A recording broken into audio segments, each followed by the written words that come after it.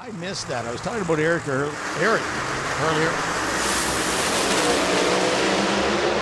Eric Latino gets off the throttle quickly after about the 3:30 mark. 5:87 there for Marc Caruso. Marc without a parachute here at Bristol, going up the hill, and he's going quick, and he's going in the sand, and he's going in the net hard. Oh, wow! Slight short of odds. Sam Fenech could make it 4 different drivers from 4 starts for a win here. Does. He does. 5.66 again. No shoot for Sam Fenech here in this car. It's into the sand trap. He's gone through the gravel trap and up the wall. That's a big, big hit. Sam Fenech has gone deep. Freddie Tigas on the right. The final pair, round number 2, alcohol funny car. Let's see if she can go 5.54 like everybody else in this round. 5.55, darn close. Pop goes boom. Look out. Here we go again. Oh. Very scary moment. Hold on tight. But first, let's talk about what happened to Del Worsham. Left side of your screen. On Thursday, he goes to the #1 position. He blew the car up. This is yesterday's second session. He blows it up again. Just listen what happens at the far end.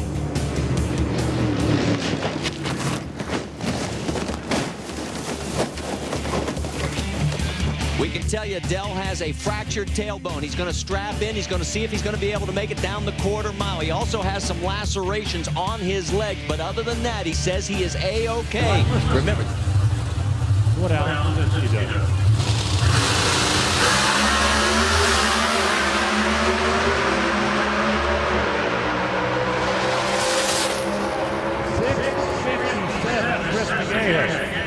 Oh, hang on, Alan.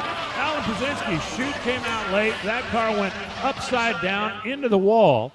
You saw the big fireball. Now the fuel tank on a Pro Stock car. Justin Taylor, last time he raced here was at the Frank Hawley Drag Racing School. Great side-by-side start. Dan Horan's got a big speed car. Check it out. 565, 262, but no parachute from what I could tell up here in the timing tower. And he is in the sand at the top end of the racetrack.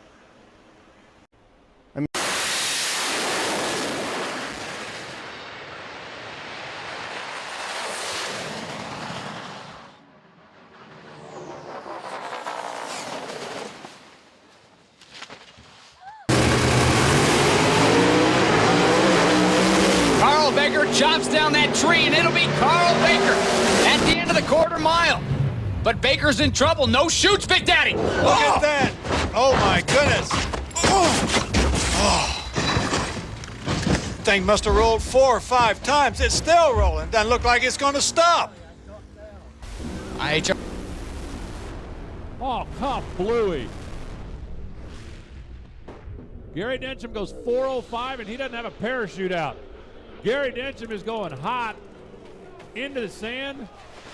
Oh, and into the catch net at the top end of the racetrack.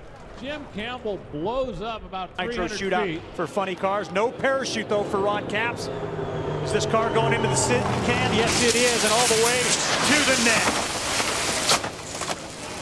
And over on its top. Weekend's war is getting ridiculous. 814 cubic inches for Terry Legett. How big can they get these mountain motors? Well, he hasn't got that one working yet. Billy Huff, the winner, 692 with a 4, and Legett is off the racetrack. Legett flipping wildly into the woods. Legett going end over end, similar to the Roy Hill crash back in Darlington. The car finally comes to a halt now. Here comes the emergency crews and the PTS. To John Kernan. Well, Gary, on the other end of the spectrum, Angie Smith was supposed to race Hector Arana Sr. in first-round Pro Stock motorcycle eliminations today.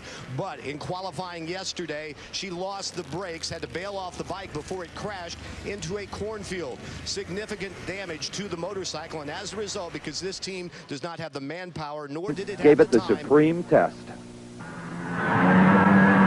little bit off at 6.37.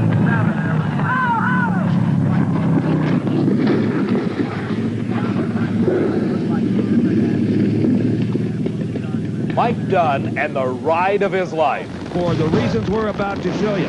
On that qualifying run, it was Correnti in the Captain Crazy Thunderbird car lane. Dave Uyehara in their lane. Correnti qualifies, but suddenly in his lane he has company. He is blindsided by Davey Uyehara. No way Correnti can see him coming. Right now has to wonder what on earth has happened to me.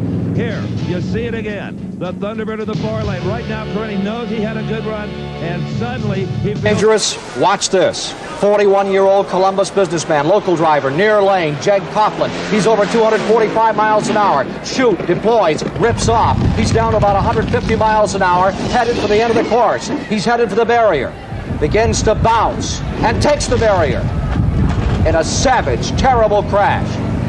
The safety crews are there within seconds of when this third... To another semi-final round. It would be a good move for the team to help him with the points.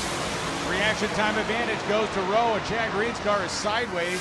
Danny Rowe goes 597 at 245 miles an hour going to the semis. Chad Green 652, 6'2", and a wreck down there at the top end of the racetrack as Chad Green came across the course. The car sliding upside down into the sand trap. You can see the car actually getting almost back. It's the one-man band over here on the Mopar side. Wow, Mike Bowman's going to try to punch his way back in again. Jackson goes 573.3 at 250, and Mike Bowman goes 589 and doesn't qualify because the bump is 582. And Mike Bowman has no parachute, and Mike Bowman's heading in the sand, and Mike Bowman is into the net at a very high rate of speed. Bowman rolls down the racetrack, sustains some injuries to his hand. And then yesterday, this is over on the left side. This is Connie Cohen in session 1, trying to get away from the left side wall, right through the net. Man. Actually, she goes under the net. This was scary. You know, the net's made to stop, obviously, a big funny car, pro stock or whatever. And the motorcycle, the way she went into that thing, it just, the bike actually pushed the net up, and then she just went right underneath it. It was really scary. You look at the helmet there, but luckily...